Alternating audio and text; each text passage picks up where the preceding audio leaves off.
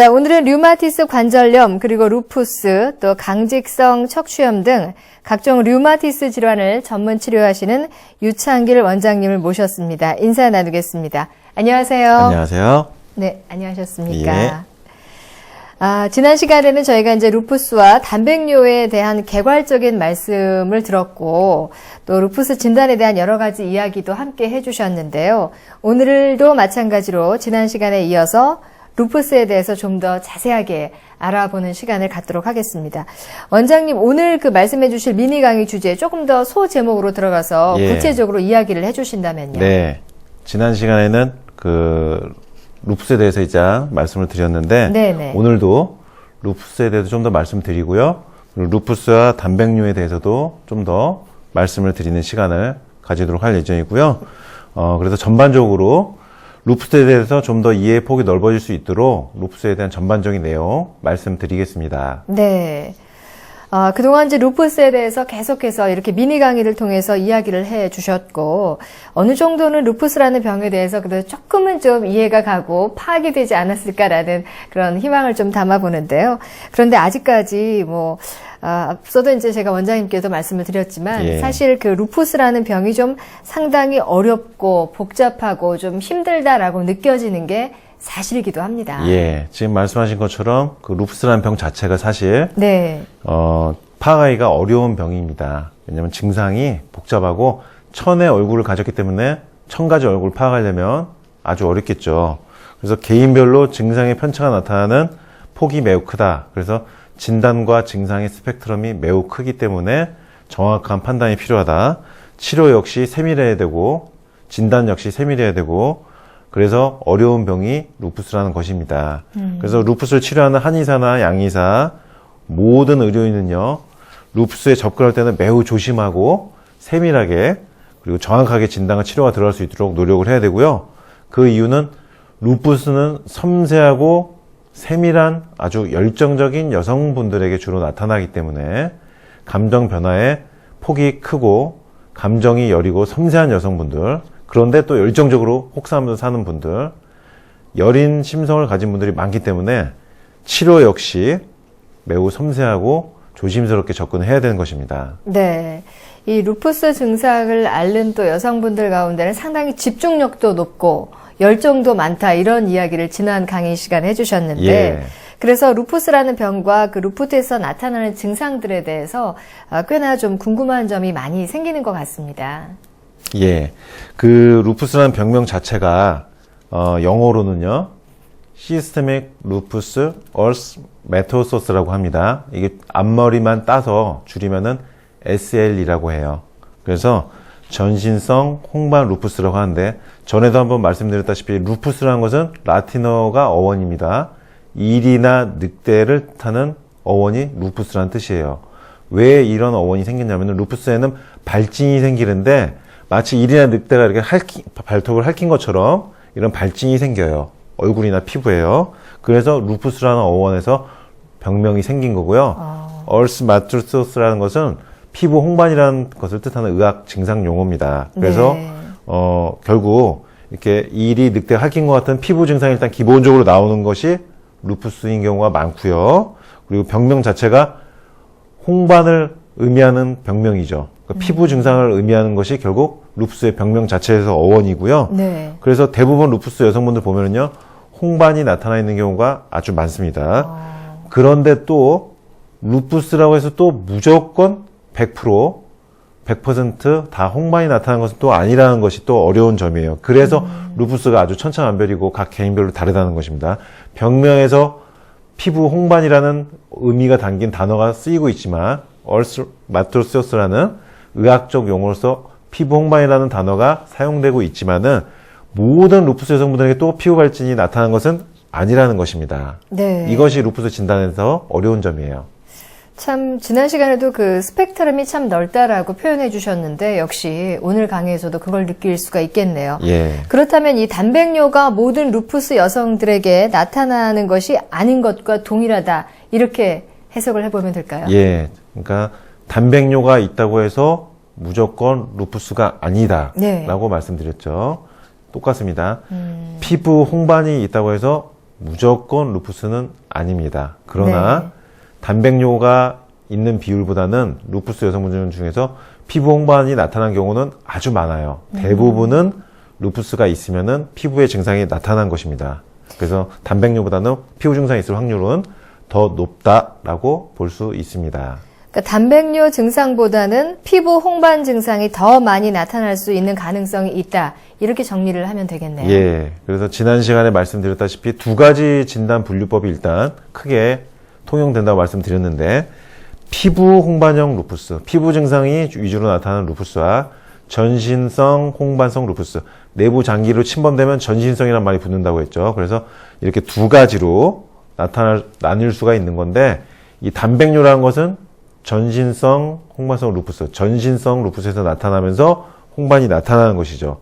피부형은 피부 증상만 나타나는 거고, 전신형은 피부 증상에다가 단백뇨까지 나타나는 것처럼 피부 증상과 내부 장기 침범 증상까지 결합이 될 때 전신성이 되는 것입니다. 그래서 이렇게 루푸스에 있어서 피부 증상을 일단 기본으로 깔고 가는 경우가 많은데, 물론 100% 다 피부 증상이 나오는 건 아니라고 이제 말씀드렸죠. 네. 쉽게 예를 들면요, 루푸스의 어떤 형태 중에서 항인지질 항체 증후군이라는 게 있어요. 이 말이 좀 어려운데, 항인지질 항체 증후군입니다. 이것은 무엇이냐면은 피떡이 생기는 거예요. 우리 몸의 혈액에 혈전, 피에 엉긴 피떡이 생겨서 이것이 돌아다니다가 막는 거예요. 어디를? 심장이나 심장 판막, 뇌혈관, 대퇴동맥, 정맥, 다리 쪽의 정맥 혈관, 이런 데를 막게 되면은요, 좀 큰 상황이 발생될 수가 있는 겁니다. 이렇게 항인 지질 항체 증후군처럼 피부 홍반이 없어도 루푸스인 경우가 있다는 것을 말씀드립니다. 네. 용어가 상당히 좀 어렵긴 합니다. 네. 이 항인지질 항체 증후군. 그러니까 이 증후군 역시도 루푸스에 해당하는 증상인 것이죠. 예. 예. 병명이 조금 이제 복잡하고 좀 어렵긴 한데, 예. 이 루푸스에 관한 증상들의 용어 자체가 하다 보면 참 어렵구나, 이해하기 좀 힘들구나라는 생각을 동시에 또 하게 됩니다. 예. 루푸스는 1000가지 얼굴을 가진 병. 그래서 증상이 진짜 수천 가지가 나타날 수가 있는 거고, 그 중에서 여러 가지 조합이 나타나는데 각 개인별로 다 다르게 나타날 수 있다. 그래서 루푸스에 있어서 증상들이 여러 가지가 나오고 용어들도 좀 어려울 수 있는데, 본인에게 일단 해당되는 것을 먼저 잘 찾아야 되겠죠. 네. 일단 항인 지질 항체 증후군은 루푸스에서 나타나는 형태 중에 하나다.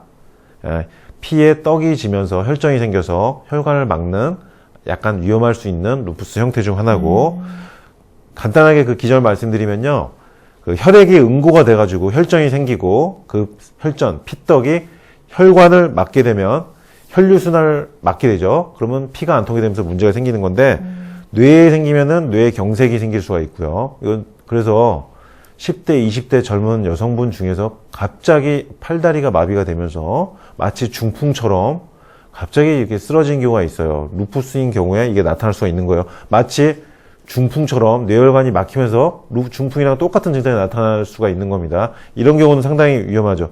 그 다음에 심장, 판막이나 이렇게 심장에 어떤 혈관에 이 피떡이 껴가지고 이건 역시 생명에 약간 영향을 줄 수도 있는 위험한 상황이 될 수 있는 것이고, 네. 그 다음에 또 나타날 수 있는 게 다리 혈관에 정맥을 막는 경우예요.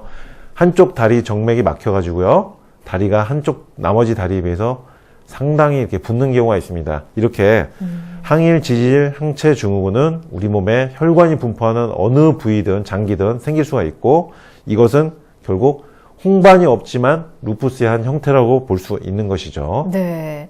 그러니까 일단 루푸스에 있어서 피부 홍반이 기본적으로 나타나는 경우가 많지만, 모든 경우에 있어서 나타나는 것은 아니다. 이렇게 또 정리를 할 수 있겠군요. 예. 그래서 아까 영어로 병명을 말씀드렸습니다만, 줄여서 이제 SLE라고 할 때, 네. S라는 것은 시스테믹, 전신성이라는 것입니다.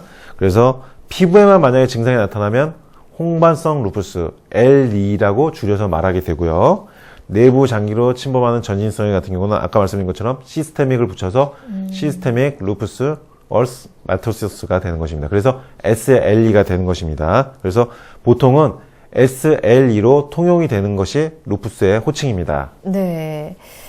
피부 증상이 안 나타날 수도 있고 나타날 수도 있는데 만약에 이제 안 나타났을 경우에는 오히려 루푸스 증상이 더 심한 것이다 내지는 심각한 것이다 이렇게 생각해 볼 수도 있을 것 같습니다, 원장님. 예. 아까 항인 지질 항체 증후군 말씀드렸는데 네네. 혈관이 막히면 상당히 위험할 수 있죠. 그러니까 피부에 증상이 나타나는 게 차라리 낫지 혈관이 막히면은 뇌나 심장, 다리 상당히 안 좋은 증상이 나타날 수가 있기 때문에 예. 오히려 피부 증상이 있는 루푸스보다 안 좋을 수 있겠죠. 그런데 반대로 피부 증상이 있는데 심한 경우가 있어요. 루푸스 그 발진 피부 증상이 나타나는 부위가 손가락이나 얼굴, 귀, 피부 여러 부위에서 나타날 수가 있는데 특히 손가락 주변 같은 경우 봤을 때 손가락에 어떤 피부가 파인 상태에서 재생이 안 되는 그런 피부 증상이 나타나는 경우가 있는데요. 이런 경우는 피부 증상만 나타나서도 상당히 심각한 상황입니다. 왜냐면은 손가락 주변에 말초 혈관들이 분포하고 있는데 혈관들이 손상이 됐다는 뜻이거든요. 그러니까 결국은 이것도 결국 각각 개별 판단을 해야 된다는 결론이 되는 건데 루푸스에 있어서 피부 증상이 있다 없다가 중요한 게 아니고 종합적인 증상을 일단 살펴서 피부나 혈관의 손상 정도, 조직, 장기 손상 정도를 살펴서 종합적으로 판단을 해야 되는 것이 상당히 핵심입니다. 그래서 네. 결국은 루푸스를 많이 진료한 경험이 많은 의료인이 진단하고 치료를 해야 되는 게 결국 루푸스라는 병이에요. 네. 왜냐하면 위험한 상황이 발생할 수 있기 때문에. 그리고 루푸스라는 것은 그만큼 어렵고 복잡한 병이기 때문입니다. 네. 그러니까 인체의 생리나 병리 그리고 인체의 기본 바이탈 사인 체크를 명확하게 잘 할 수 있는 상황이어야 되고요. 그게 결국 루푸스 치료의 기본이 될 수 있고 이런 기본적인 의학적인 생리 병리 바이탈 사인 체크 기본부터 철저하게 쌓여진 상태에서 의학적인 다양한 상황이 돌발 상황이 발생할 수가 있어요. 루푸스 치료는. 네. 이런 돌발 상황에 대한 대처 능력과 경험이 있어야지 루푸스를 치료할 수 있는 것입니다. 네. 이 루푸스라고 하는 질환에 대해서 들으면 들을수록 참 어렵고 힘들구나라는 생각이 듭니다. 왜냐하면 증상도 워낙 복잡하고 또 경우의 수도 다양하고 또 혈관을 막게 하는 것처럼 또 위급한 상황도 발생할 수 있고 어떻게 보면은 정말 상당히 좀 심각한 병일 수 있겠구나라는 생각을 정말 설명을 들으면 들을수록 더 하게 되는데 어쨌든 뭐 루푸스라고 하는 것은 역시 관리를 매우 좀 섬세하게 해야 되는 병이구나라는 생각도 함께 하게 됩니다. 예. 그래서 그 루푸스 치료를 할 때 아까 말씀드린 것처럼 숙련된 경험과 의학적인 지식, 의학적인 돌발 상황에서의 대처 능력이 있는 의료진이 이제 루푸스 치료를 같이 해야지 루푸스가 치료된 쪽으로 진행될 수가 있죠. 네. 왜냐하면은 루푸스라는 것 자체가 섬세한 여성들에게 생기고 섬세한 여성들에게 또 섬세하고 복잡한 증상이 생깁니다. 루푸스라는 게. 그래서 정확한 진단과 치료가 필요한 것이고요. 위험 상황이 오지 않도록 하는 것이 또 루푸스 치료의 핵심입니다. 그러니까 루푸스 여성분들이요. 위기 상황이 오지 않도록 미리 대비할 수 있는 것이 루푸스 치료여야 돼요. 그러니까 위기 상황이 오면 안 돼요. 루푸스라는 것은 위기가 오면 이미 늦었어요. 그래서 위기가 오지 않도록 미리 대처를 하고 준비를 해놓는 것이 루푸스 치료의 또 핵심입니다. 그래서 루푸스는 결국요, 의료인이나 치료하는 의료인이나 환자분 본인도 공부를 엄청 많이 해야 됩니다. 왜? 위기가 오면 안 돼요. 위기가 오면은 아주 안 좋거든요. 그 상황은. 네. 그러니까 위기가 발생하지 않도록 하기 위해서는 의료인도 아주 공부를 많이 해야 되고 환자분, 루푸스 여성분들 본인들도 미리미리 그 위기 상황이 오지 않도록 대처를 해야 되는데 여러 번 말씀드렸는데 지난번 방송에서도요. 루푸스 여성분들의 어떤 특징이 있냐면은 지금 어떤 약물을 복용하면서 그 약물에 의지를 하는 경우가 있어요. 지금 그 약물의 힘에 의해서 평온하게 유지된다고 해서 하루하루 그냥 보내면요. 그것은 나중에 위기가 올 수 있는 것을 단초를 제공하는 것일 수 있어요. 그러니까 결론은 약에 의지하면 안 됩니다. 약에 의지하지 않고도 검사 결과상 정상이고 루푸스 증상이 나오지 않는 상태. 그것이 루푸스의 완전한 치유 상태, 임상적 관해 상태입니다. 네. 이것이 결국 위기 상황이 오지 않도록 하는 목표가 되는 거예요. 네. 약물에 의지하고 있는 상태는 언제든지 어떤 변화나 돌발 상황이 나타날 수 있기 때문에 진정한 치유 상태, 임상적 관해 상태에 이를 수 있도록 의료인도 루푸스 여성분들 본인들도 스스로 공부를 엄청 노력하면서 하고요. 대비를 많이 해야 됩니다. 그러니까 결국은 결과가 중요해요. 결과가 중요한데 루푸스가 나았다는 결과가 중요해요. 그러니까 수단과 방법을 가리지 않고 일단 루푸스가 나올 수 있는 모든 방법을 강구를 해야 돼요. 왜? 루푸스는 위험한 상황이 오면 안 되기 때문입니다. 아까도 네. 지금 강조합니다만은 네. 루푸스가 나왔다는 것은 양약이나 어떤 특정한 약물에 의지하지 않고 임상 증상이 없고 검사 결과상으로도 정상이어야 된다. 이 상태를 목표로 해야 되고요. 네. 그 과정에서 한방 치료가 한 가지 도구가 될 수 있다는 것입니다. 한방으로만 무조건 하겠다는 것이 아니고 한방 치료가 루푸스 여성분들이 루푸스가 나은 치유 상태, 임상적 관해 상태에 도달하기 위한 하나의 도구로 사용될 수가 있다는 거예요. 네. 그래서 양약을 복용하지 않고 어떤 한약도 마찬가지고요. 어떤 약물 복용하지 않고도 어떤 루푸스 증상의 증상이 없고 검사상으로도 정상이 나오는 결과에 도달할 수가 있다면은 한방 치료도 하나의 도구로서 고려해 보실 필요가 있다는 것입니다. 왜냐하면 결과가 중요합니다. 루푸스 네. 치료에서는. 예. 그래서 한방 치료를 한 가지 수단이나 방법으로도 고려해 보실 필요가 있습니다. 네. 지금 뭐 여러 번 강조를 하시면서 반드시 그 루푸스 여성분들을 고치겠다. 반드시 건강한 상태로 돌리겠다. 이런 원장님의 아주 강력한 뜻이 담겨져 있는 것 같습니다. 네. 다시 이제 단백뇨 증상으로 좀 돌아가서 이야기를 좀 해보겠습니다. 이 루푸스가 있을 때 신장에 침범하는 경우에 이게 어떻게 확률적으로 좀 어느 정도나 될까가 궁금하거든요. 예, 보통은 그 전신성 홍반성 루푸스에서 이제 단백뇨가 나온다고 말씀드렸는데, 50% 정도에서 나타납니다. 네. 그러니까 루푸스 여성분들 전신성 루푸스 중에서 2명 중 1명은 신장에 어떤 루푸스 염증이 생기는 거죠. 이 루푸스가 신장에 침범을 했는지 알 수 있는 어떤 이상 증상들이 좀 필요할 것 같은데요. 예. 처음에 증상들이 나올 때 좀 빨리 파악을 해야 되는 부분이잖아요. 예. 그래서 소변을 우리가 볼 때, 예. 소변에 혈뇨가 나오거나, 피가 이렇게 비치는 경우가 있어요. 이런 경우. 그 다음에 소변을 봤는데, 어느 날 피곤한 날 소변을 봤더니 거품이 많이 나오더라. 이렇게 소변에 거품이 보이는 경우. 그 다음에 몸이 갑자기 붓는다. 얼굴이 갑자기 붓거나, 다리가 갑자기 붓는다. 이렇게 몸에 어떤 부종이 생긴다거나요. 갑자기 체중이 확 늘어버린 경우 있어요. 그리고 갑자기 혈압이 상승하는 고혈압이 갑자기 발생되는 경우 있어요. 이런 여러 가지 상황들이 나타날 때 루푸스로 인한 신장 침범을 의심할 수가 있는 초기 증상이 되겠습니다.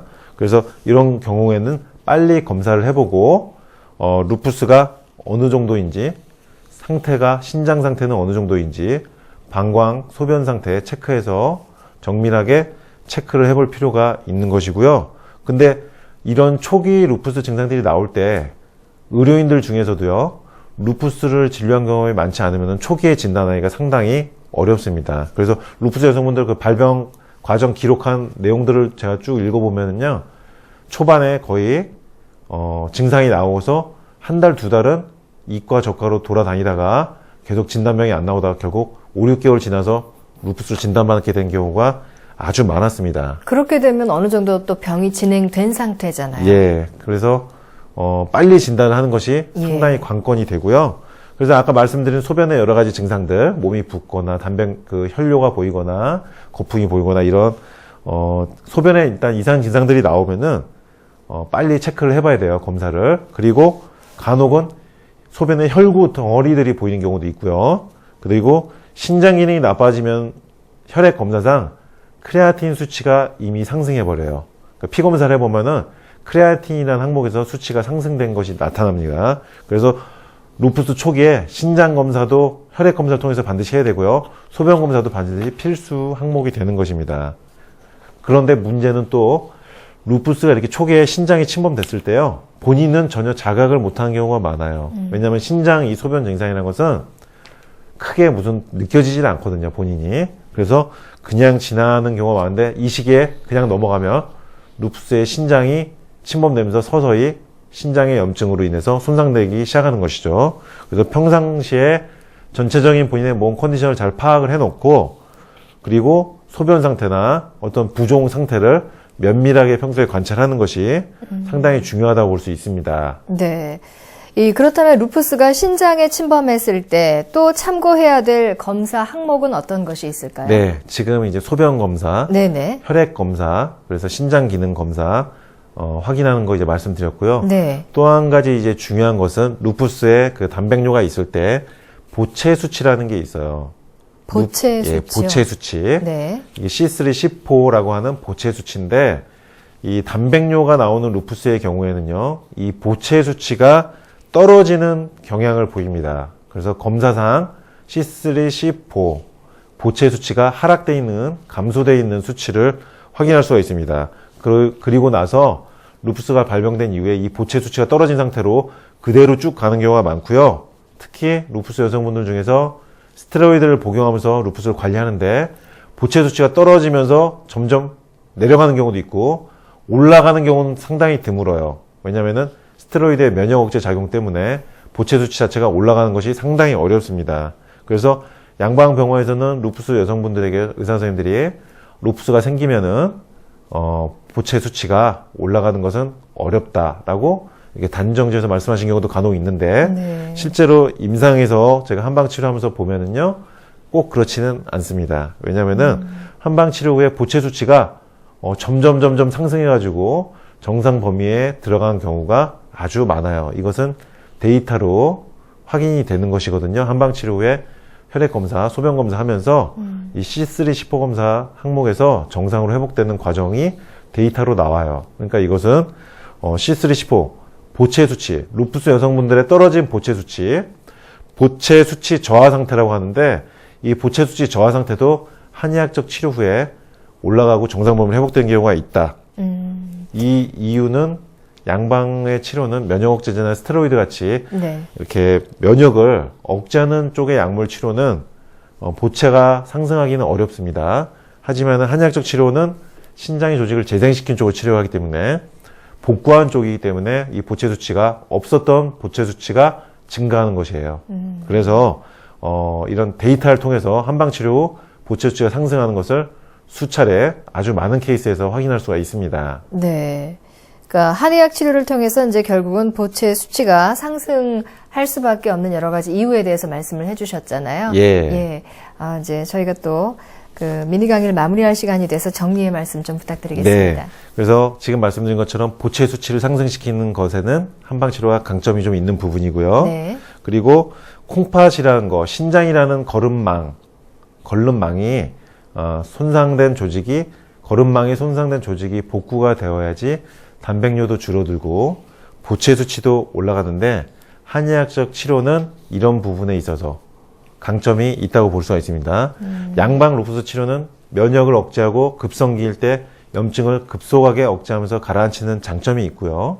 한의학적 치료는 망가진 조직, 손상된 조직, 떨어진 보체 수치, 부족된 것을 채워주고 손상된 것을 복구해주고 신장이라는 거름망 자체가 송송송송 조직이 흐물흐물해지고 손상된 것을 채워주는 작용을 하는 것입니다. 그래서 결국 한약 치료 후에 이런 단백뇨 수치가 좋아진다든지 보체 수치가 상승된다든지 이런 것은 데이터로 이제 확인이 되는 건데 네. 그 이유는 한의학적 치료가 부족된 것, 손상된 것, 조직과 혈관, 신장의 조직과 혈관이 손상된 것을 재생시켜준 작용을 하는 것이 한의학적 치료만이 가진 장점이기 때문에 양방에서 떨어뜨려 놓은 보체 수치나 단백뇨 수치가 좋아지지 않을 때에도 한의학적 치료를 통해서 좋아질 수가 있다는 것입니다.